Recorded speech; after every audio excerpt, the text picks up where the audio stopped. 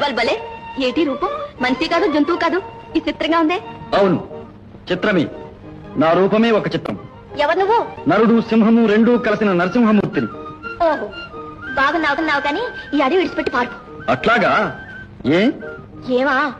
ఇదిగో చూడు, నువ్వా వింత జంతువులా ఉన్నావు. మా చెంచులా మంచోడు కాదు.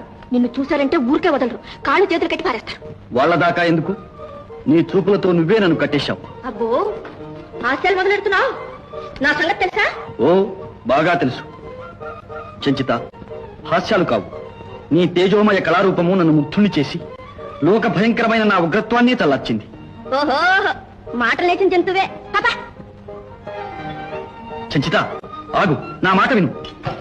ఎందుకు నా ఎంట పడతావు? ఏంటి గొడవ? ఇంతవరకు అందరూ నా వెంట పడ్డారే కాని నేనెవరి వెంటా పడలేదు.